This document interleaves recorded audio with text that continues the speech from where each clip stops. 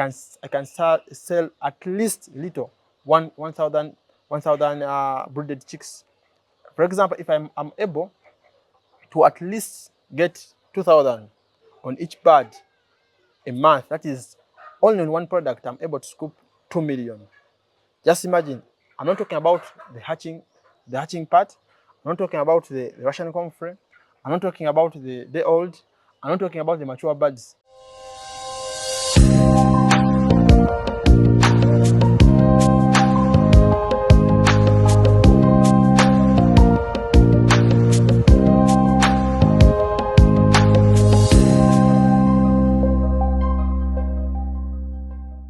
Hello, welcome to the Success Theory Talk Show with Dorothy Kamarunga.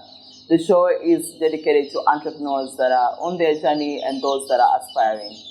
Today, I bring you an entrepreneur that is making waves in the local chicken industry, and his farm is called Rotowone here in Matuga. He is called Mr. Nabil Nyombi, and he's going to be telling us about the process of local chicken, what he's doing, how he started, and everything in between. I want to welcome him, and he'll tell us more about himself and about the project. Mr. Nabil, welcome to Success Theory. Tell us more about yourself. Thank you very much for this opportunity. Success Theory. My name is Nyombi Nabil, the CEO and the founder member of Rotowone Enterprises Limited. We are into local chicken. We are located in Matuga, Jokolera village along Bobo Road. We are prominent local chicken farmers and we are strong breeders. We do have day-old chicks, we have brooded chicks, we have mature birds, and we do provide hatchery services to farmers. Thank you so much. So how does the process start? Take us through the process of the eggs to when we get the mature local chicken, because our viewers would love to know. Yeah, when we are beginning this business, I think 2 years back, we began by collecting local chicken from different regions of the country, from the northern region, from the eastern region, from the western region. So we have been improving our breed slowly. Right now, and we reach the capacity of breeding chicks from our birds. So we supplied over 150 farmers. So right now we have the capacity of just collecting fertilized eggs from these farmers so that we can supply to other new farmers.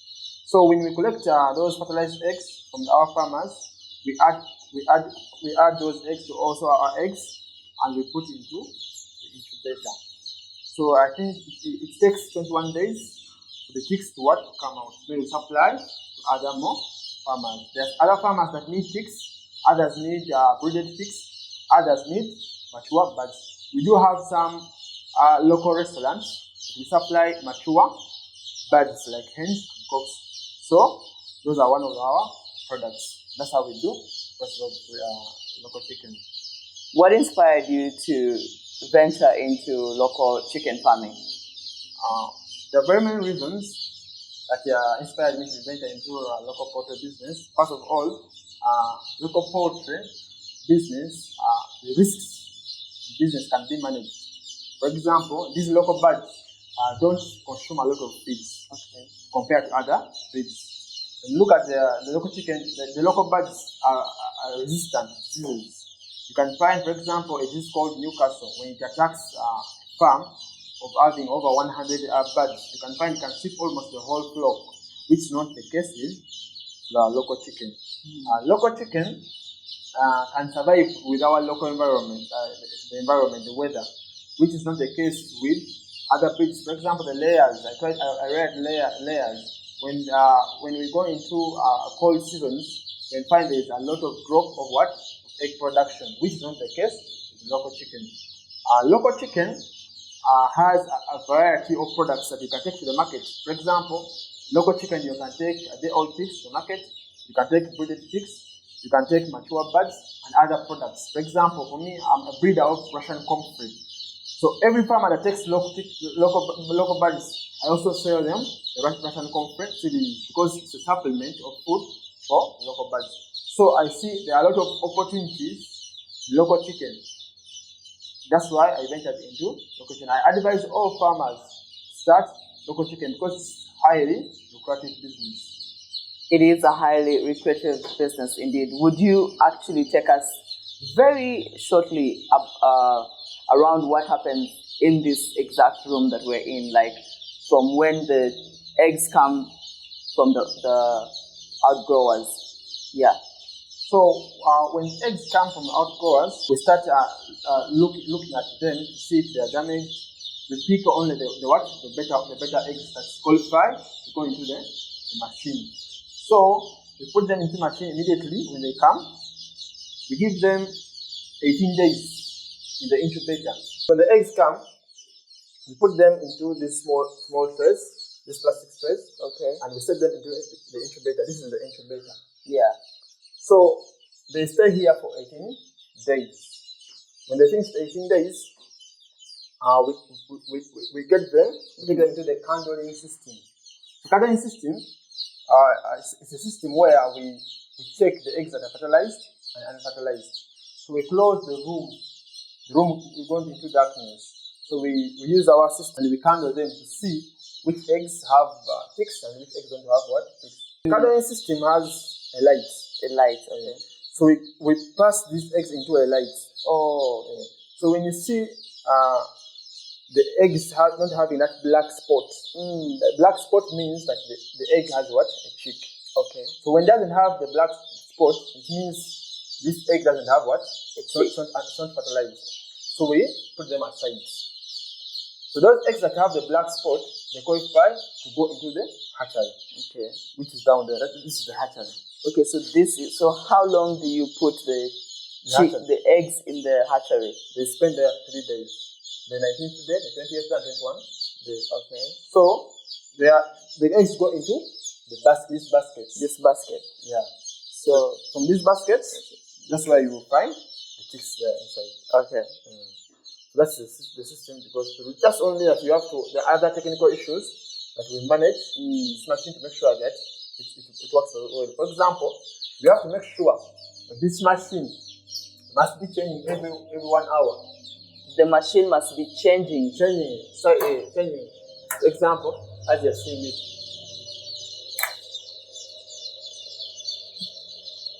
As you're seeing it's changing. Oh, so the eggs should be all receiving the warmth. Yeah. Okay. The same way you saw the local every parts. 1 hour. 1 hour. So every 1 hour someone has to come and... No, it's automatic. Oh, it's automatic. Okay. So you have to make sure it's training. You validate the seeds. Just be what? Just be training. The same way the local part changes is what? So someone would ask, does this machine consume a lot of electricity? At the beginning it does. Okay. But the more you use it, it starts to stabilize. Okay. And what do you do with the power challenges, the blackouts and all that? We do have a standby generator. A standby generator. Yeah, and it's also an automatic system. So when the electricity power goes off, automatically switches itself on. So that means your brooding, in this process is 24 hours. It doesn't stop. It doesn't stop. Wow. Eggs come in, eggs go out. Okay. Eggs come in. So every week we are setting. So every Monday you find more eggs here. I'm setting every Monday. Okay. And every Tuesday I'm serving chicks. Oh. It's continuous. Okay. Doesn't stop. So we just first we label eggs. These ones have entered the stage. Okay. They'll be out of the stage. That's how it is. Okay. So what happens now that we have our chicks? So when the chicks come out, they have to be vaccinated against mallets. Okay. Then and Newcastle IB before they are supplied to the new farmers. You said they have to be vaccinated against mallets and Newcastle IB. Okay. You use which type of vaccination? We use mostly Israel vaccines. Israel Vaccines. Okay. Sorry. And are they costly? Are they affordable on the market? They are affordable because when you look at the property element I told you that comes out of these local chicks, it's affordable.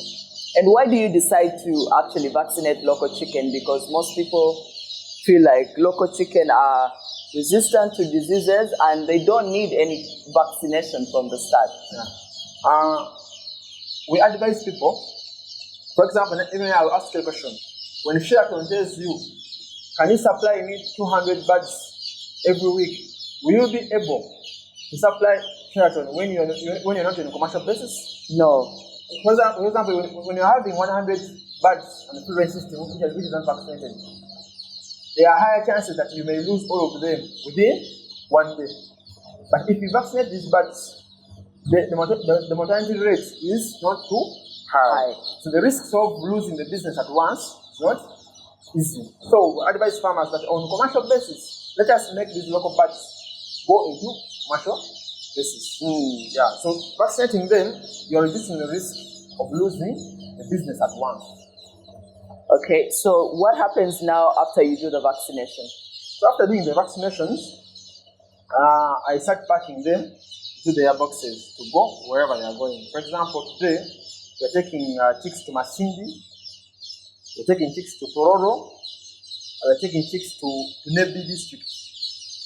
So those are new farmers. We are teaching people an upcountry that even local birds can be reared the same way you are in those hybrid birds, and they're highly profitable. And most of them, they are coming to us. So how much do you sell each, like let's say a box like that, how much does it go for? So this box contains 100 chicks. Okay. And that is it is for 300,000. Because each chick is for 3,000. Each chick is 3,000. Okay. So then what happens? Okay. So after we finish the boxing, that means it's time to ship up. Yeah. How do these boxes reach their destination? Yeah. These birds, as long as they can spend 3 days without eating and drinking. Really? Yeah. Wow. These local birds, they can spend 3 days without even when they are at this stage? Yes. Wow. So that is their first day. The second and third day they can spend without eating and drinking. So we pack them into boxes, give them some warmth, and transfer them, we take them to taxis and buses.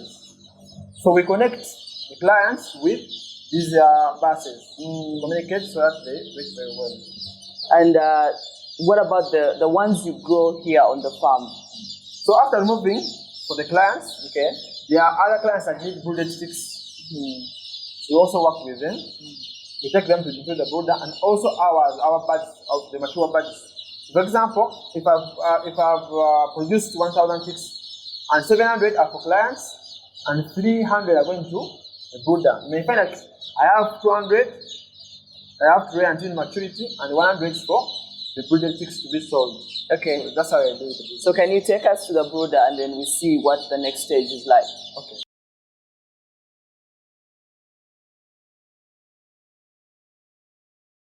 So Nabil, tell us exactly where are we and what happens in this room.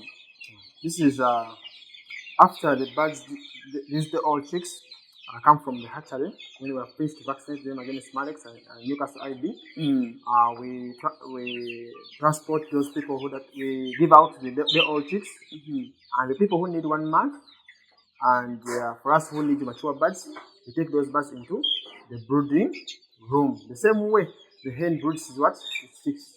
So this room, it has warmth.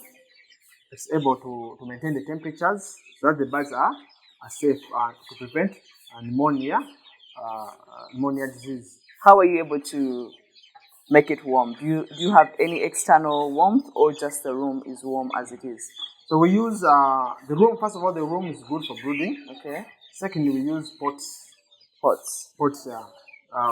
We wanted to make things easy and cheap in the local way, so that to attract and to encourage other farmers that they don't have capital, large capital, that they can also what? They can also start.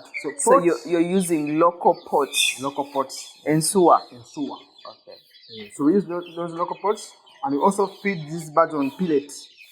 Okay. The same way those hybrid birds feed. And what does the pellet look like? The pellet, it's a small food. Okay. I think I have a sample. Okay. Yeah, I'll show you a sample. Okay.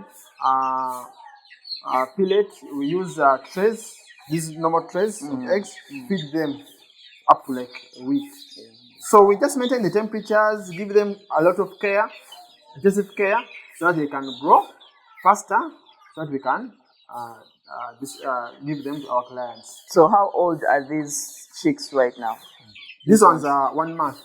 1 month. So when you compare them to our 1 month chicks in the village, you can find these ones they resemble the ones in the village of 2 months. Wow. So that's why we are saying let us take local poultry on commercial basis, because very many people need these local birds to eat them, but there's a lot of scarcity of these local birds. And you said like these chicks here, right here, are 1 month, right? Yes. And you're saying compared to a local chicken in the village, how many months would it be? 2 months. 2 months. And what? Tell us again what makes now this local chicken. It's still local chicken, right? But what makes it special for it to grow faster, healthier, and fatten in a faster period? The logic is only one. First of all is the care. So care involves very many things. First of all, we do the vaccinations. Okay. It's very difficult to find a farmer in the village doing the vaccination, the Malex and the Newcastle ID. 2, give them warmth. The hen cannot give enough warmth to what? To the bird. To these chicks. 3, we give them some vitamins to boost their immunity system. 4, we give them pellet. That pellet contains all food values, which those birds in the village are not given. Those birds in the village, once they are produced, they are given leftovers, which leftovers don't have the food nutrients to make these birds grow faster. So it's a matter of care. So which kind of vitamins are you giving these birds? I give them glucovit. Okay. I give them chick starter. Okay. And how much is this 1 month local chick from your farm right now? The 1 month local chick is 9,000 at the farm. 9,000 shillings. And how many chicks are in this room approximately? Right now there are 550. 550 right now. And there were 700. But there are some farmers who take 2 weeks. So when I start brooding 2 weeks, I start moving some. 2 weeks it is at 7,000. 7,000. And you said someone is coming to take all these chicks. Are they taking them at once, or different farmers are coming? They're different farmers. There are 3 farmers. 3 farmers are coming to take all these 450. 550. 550 at 9,000. So that means the market is huge for local chicken, and I can see it is very lucrative, like you say. It's very lucrative. So what happens after this stage? This room, what happens next to the chicks? If for example they are like 500, let me say, I'm just giving an example. Okay. And you find like 400 are taken by farmers. We teach farmers how they're going to take care of these birds and how to make sure that they will take care of them so that they can rear them until maturity. And in case we have remained with 100, we get these chicks out of the breeding room and we take them into the chicken coop. Okay. So that we can rear them until maturity to supply our people that need mature birds. So this is only for brooding. When they reach 1 month, they have to go outside, either taken by farmers or not taken by farmers, because we are breeders and at the same time we are farmers of local chicken. So we supply people with breeder chicks, and also we supply mature birds. So from here now we shall go to the chicken coop. Okay. We're here in the chicken coop, and this is a 2-kilogram chicken, local chicken. This chicken has taken 3 months to get to this size. This is amazing. Like, I am so impressed by what is going on at Rotowone Farm here in Matuga.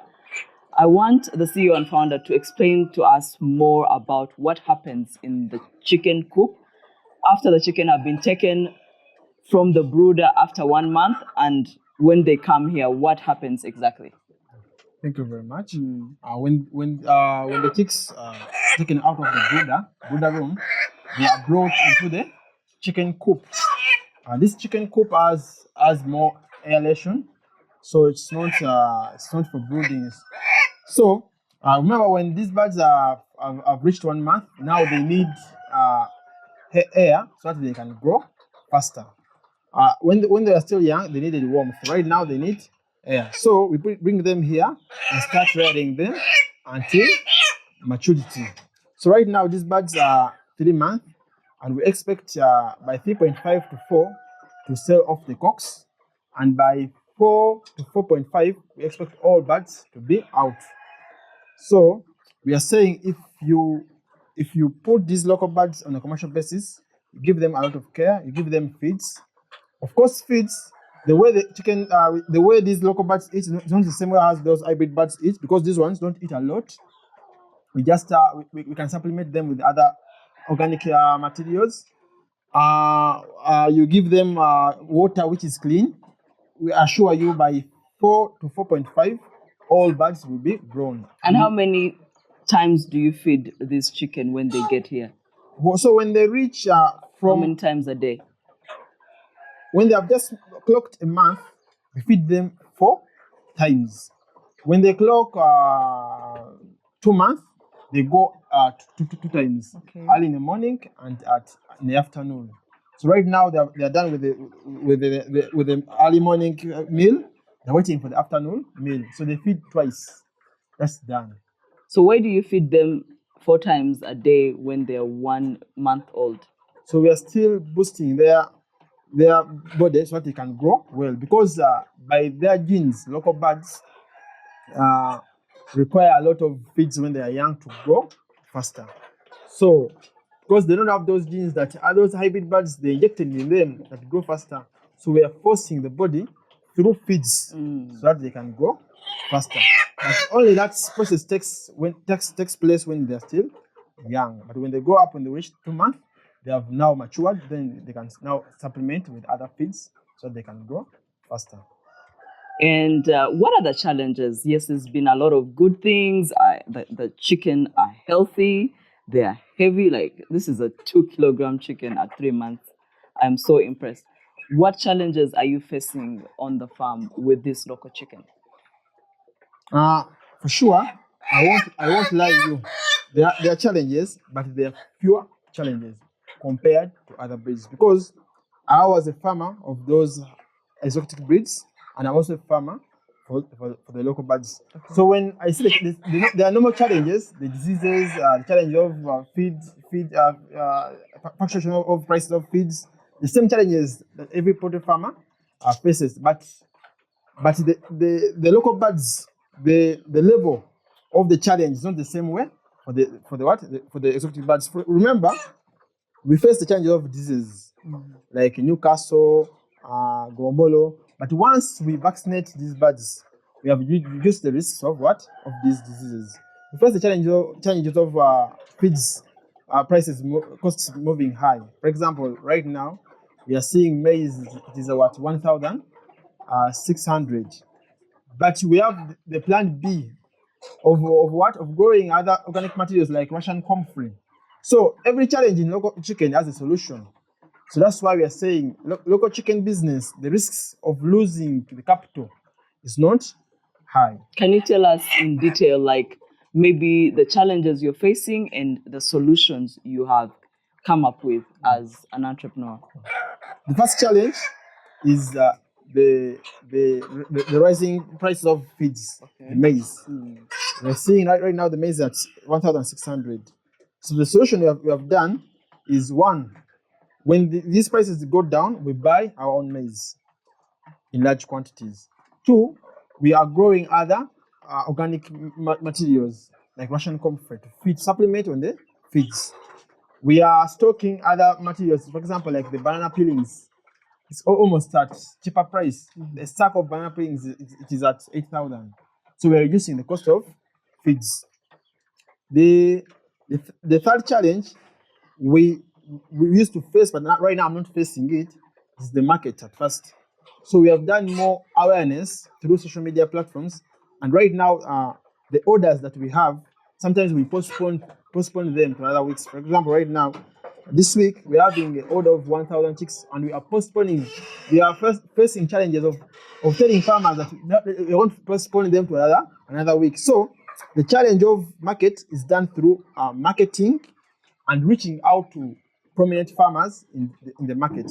For example, my outgrowers, I usually tell them, when starting this business, you have to move with me, because sometimes I do have demands that I cannot manage. So that's how I counter the challenge of market. Other few challenges, those are one of the challenges I'm facing, but there are more.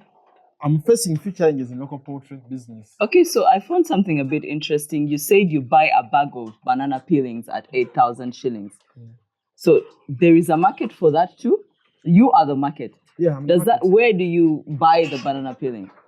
There are certain entrepreneurs that they saw that opportunity that we Wow. farmers of birds of people like in cattle need those banana peelings, so they collect them and we buy it from them.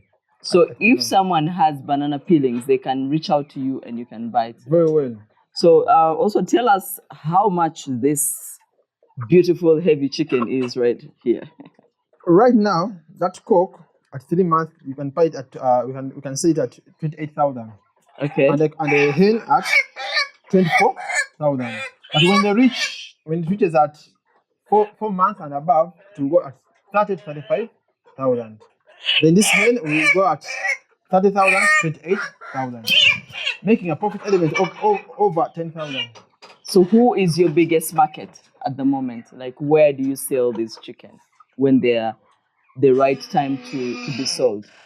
Right now, my biggest market are these small local restaurants. Okay. I supply them, like you can find that every day I can supply like 2 to 10 birds a day. So I'm targeting in a few months from now, I want to target those big what? Those big hotels. I want to reach out to them because right now I'm expanding my farm. Within 3 months from now, and I'm also expanding with. I want to combine myself with my outgoers so that we can supply big hotels and big restaurants. So that we can do business with them.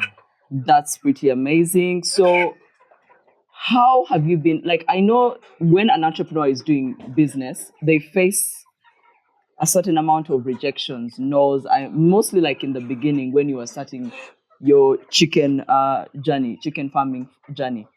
Have you faced any rejections in particular?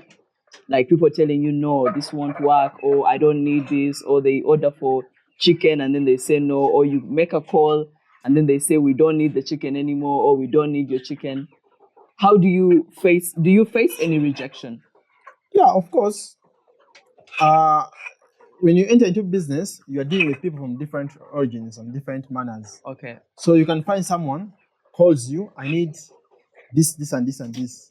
So you transport there, when you deliver the products. When they reach there, he or she starts complaining. So we got a solution.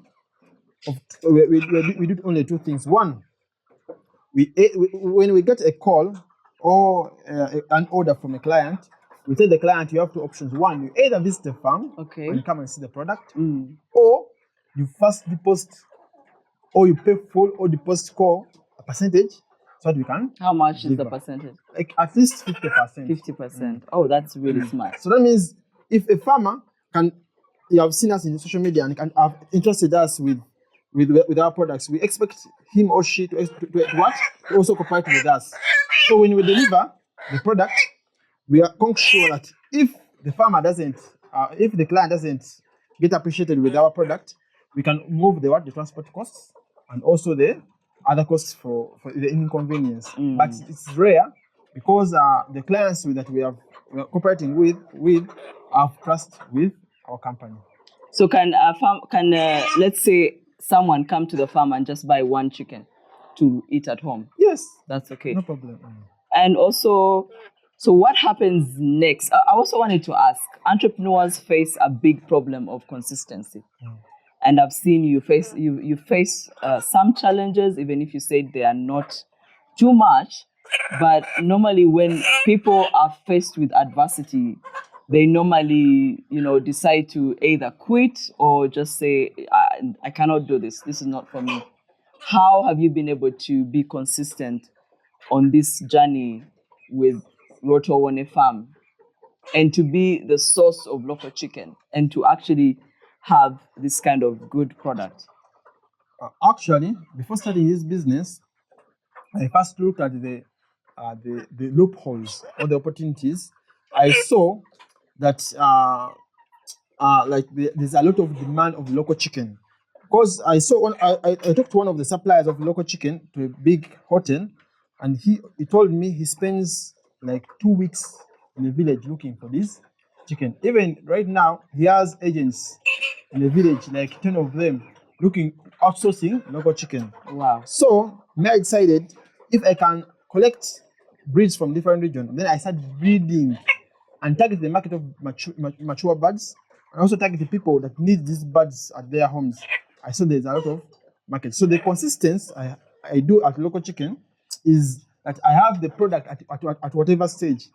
In local chicken, we have clients at the old, we have clients at 1 month, we have clients at even 6 weeks, 2 months, until the birds goes out.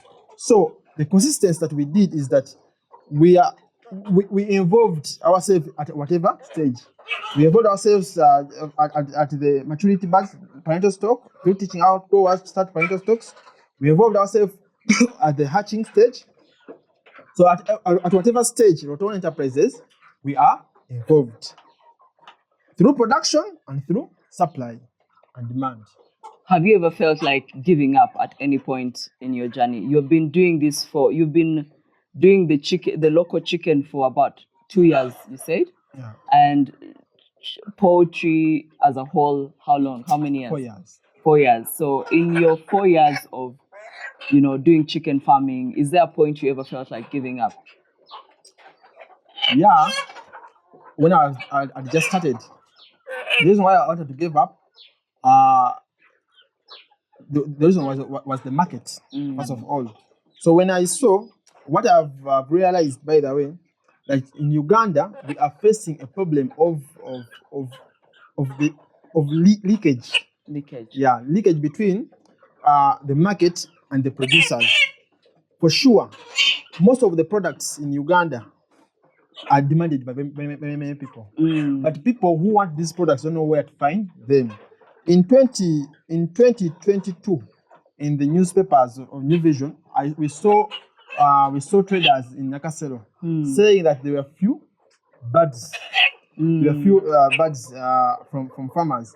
Yet, in the same newspaper, there were farmers that are saying that they were not seeing market for their birds. Yeah. So there's a lack of leakage between the farmers and what the people who demand these products. So when I got a solution through marketing and also reaching out to people that need these products, I saw that now the most issue that farmers are facing, most issue that people who have knowledge is the market. The market is only good through moving out from your comfort zone and looking for it. Okay. So what happens after this stage here with the chicken? So right now, this stage, they are 3 months. They're remaining with only like 1 month and a half or 1 month so that they can go out. The next stage is the eating stage. Okay. So we are now, there are certain restaurants who need these bags when when we have added value. For example, when we have cleaned it, we have sorted them properly. There are others that need them the way they are. So the next stage is selling these bags to traders, to restaurants, and hotels. Okay, so you talked about Russian comfrey.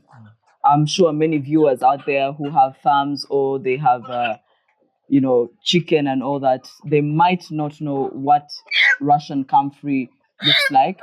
I want you to give us a more detailed experience of what this Russian comfrey is all about. You told us about the supplements that you add to the chicken food, and one of the supplements you said is Russian comfrey. So can you explain in detail what it is, the seedling, how much you sell the seedlings, and also the nutritional value of Russian comfrey? Thank you very much. Russian comfrey, it is a plant. It's a natural herb. It's not artificial. It originated from Russia. Okay. This herb, it is fed to animals, chicken, rabbits, goats, and hens. It has very many nutrients. It has almost every nutrient. It has 18% crude proteins. It has vitamins. It's an immunity booster. So when you feed this plant to chicken, you're reducing the cost of feeds because this plant can do the building property. And also this plant has vitamins, therefore it's an immunity booster to our bodies. Second, this plant, it has nutrients that local birds need. Local birds, when they move outside, there are certain nutrients they get that make their legs yellowish, and also their flesh yellowish, and also the eggs yellowish. So the Russian comfrey has those nutrients. So once we feed them to the local birds that inside the chicken coop, they're able to get those nutrients. So people that need the yellow yolk eggs, which is natural, which is not artificial, like we are seeing other people doing, it's the Russian comfrey that has those nutrients. That yellow yolk, it's advised by doctors, people to eat those eggs that have the yellow yolk because they have nutrients that fight cancer, that also boost the immune system of the human body. So Russian comfrey has very many nutrients. Some people from different origins, even outside the country, like abroad, eat this Russian comfrey as greens. So more details, people you want to search about Russian comfrey, you can go to the Google and search more a bit about it. It's a high nutritious plant. How do you harvest this Russian comfrey? Like, can you show us how you harvest it and how you feed it to the chicken? Like, what do you do after you harvest it? So you just come with your knife or even with your bare hands, and you can just move it in, or you can just cut it. I advise my farmers to just cut it like this. The same way you're seeing I'm doing Okay. right now. So when you cut it like this, within the 2 weeks to 1 month, the leaves will already be have grown again. Okay. So this is what you take and give to your chicken. And So you feed it like this, or can you cut it into pieces? Yeah, there are three methods. You can either cut it into pieces, or you can use a milling machine, or you can just hang it there into the chicken coop and the birds just chop on it. And what do the seedlings look like? You told me this is what the Russian comfrey seedling looks like. How does the farmer plant this? So we just propagate from the mother plant. Okay. For example, this one, when you look at this plant, it was one seedling like this. Okay. Right now, you can find like something like 8 seedlings. So we just propagate from a mother plant, then we enlarge our garden. So it produces. So the only way how you can plant Russian comfrey is having a seedling. That's the only method.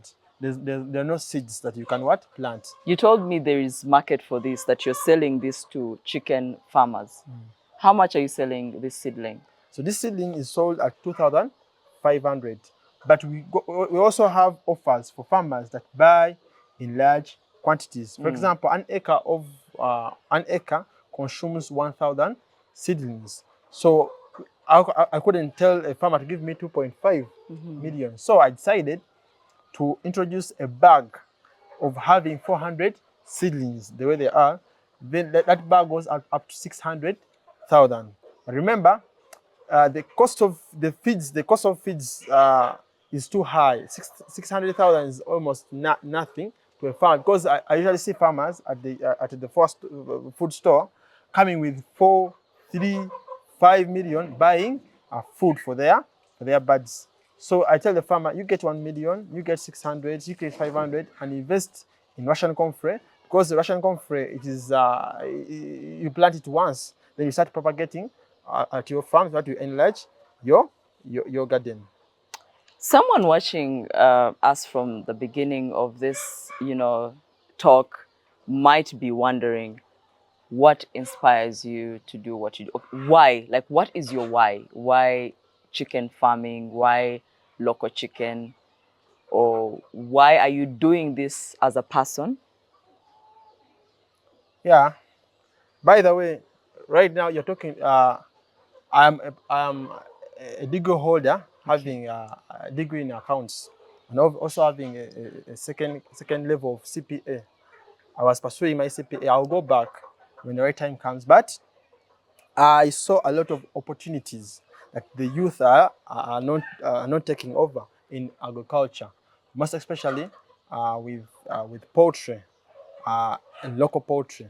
So I think and I know there are a lot of opportunities that don't take a lot of time to for example, right now, if you can able to capture and get the market of local birds, you can be able to earn a lot of money.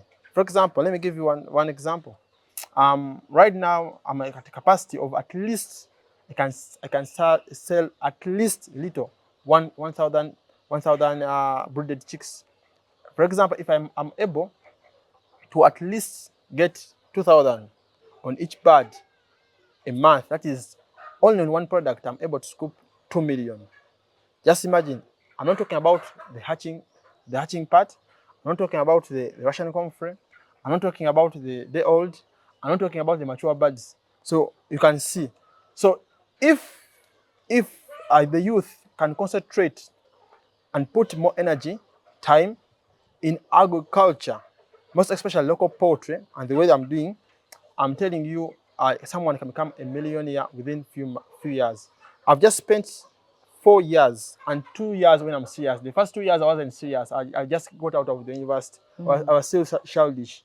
Then the 2 years I'm spending in poultry, I've got a lot of things. For example, I've I've managed to get an hatchery. It's my own. It's worth 30 million. I drive a car and other things that I want to speak. That means if I can spend something like 10 years into this project, it's a highly lucrative business because there are other more opportunities I'm seeing that I have not yet reached. For example, there are certain hotel I reached out and I told them I want to supply you local chicken. They told me, that's why I'm doing the more production. They told me, can you give us will you be able to give us 300 local birds per week? That means you need something like 1,200 local birds. If I'm able to scoop 10,000 on each bird, that is 12 million. So I don't have that capacity and that capital right now to meet those opportunities. So what I did, I'm empowering more farmers to join me. After joining me, already I have an enterprise. So I will cooperate with those farmers using my enterprise. Then I create market for those farmers so that we can make it. I know even in Congo, in Kenya, they need these local birds, but our production capacity is still small. So I see a lot of opportunities. The reason why I'm emphasizing myself in this is I see a lot of opportunities in this sector, most especially the local poultry business. Okay, so Nabil, what would you want to be remembered for?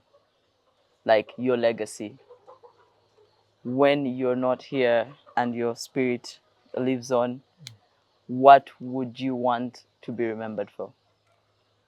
First of all, as per the business is concerned, I want to be remembered as one of the one of the I want to be the one of the I want to be the best supplier of local birds and local products, mostly the local chicken, the local eggs, because there are very many people that need these products as for medicinal purposes, but they don't have them. So I want to be one of the people that I'm able to save the lives of those people. Like for example, you look at the Cancer Institute, they advise them to get local eggs, the pure one that have the real nutrients. So I want to be one of the people that have saved the lives of these people through providing them with the consistency of these products at the right time and the right place. So at the success theory, we have like a culture, and one of the most important questions at this show is your success formula. Our viewers would like to know, what is Nabil's success formula? My success formula that I use, me right now at Rotone Enterprises. One, the first formula is the consistency. Two, the hard work, and three, the resilience and the enthusiasm that I have. We know through persistence, through resilience, enthusiasm, and hard work, we can reach there in few time from now. Brilliant. We want to know. Okay, what would be your last remarks to entrepreneurs out there that are watching, and also people that are in the audience that are watching the show? Uh, the word I can give to the entrepreneurs, most especially the young entrepreneurs, that when you're starting a business, we have to adopt that method of we have to adopt the culture of being patient. When you're starting a business, there are very many challenges that you face. And second, you have to know, you have to have the culture that in whatever circumstances, you always be there. It will be just be, you just get even like 1 to 2 things, there will be a game changer. You can change, a business can change within just 1 minute or one hour. So the most important thing, are you there? You just remain there and be persistent and do the right thing. You never know what will make you to do it within just few. Yeah. So the most important lesson I want to tell you that you be patient in your business. Don't, you can find a youth, he goes to this business, then within 1 month he shifts to another business, like that, like that. What I'm saying, if you want to do more than one business, first concentrate on one business, give it time. If you see it has picked up, you go to the other business, like that. Like, do it step by step. You have every entrepreneur has his baby steps. So you don't think you just be jumping and reach those big entrepreneurs. It's just a matter of time. Where can people find you? Can you tell us how people can reach out to you, come to buy the seedlings of Russian comfrey, the buds at 4.5 months, and the buds of 1 month, and so on? Everything that Rotowone Enterprises Limited is made of. Where can people get in touch with you? First of all, I'll give you the physical location. We are located in Matuga, Jokolera, along Bombo Road. On our numbers, 0701 436979, that is Airtel. And MTN is 0780 62 31 40. We do have social media handles. We do have our YouTube channel, Rotowone Enterprises Limited. You can visit us. You can visit our TikTok channel, Rotowone Enterprises Limited. We're there. Thank you so much for being a part of this show. It's been a pleasure having you and taking us through the journey of what you do here at Rotowone Enterprises Limited. We have been with Nyombi Nabil, the CEO and founder of Rotowone Enterprises Limited. Thank you so much for being part of this show. I remain your host, Dorothy Kamarunga, and the show is Success Theory.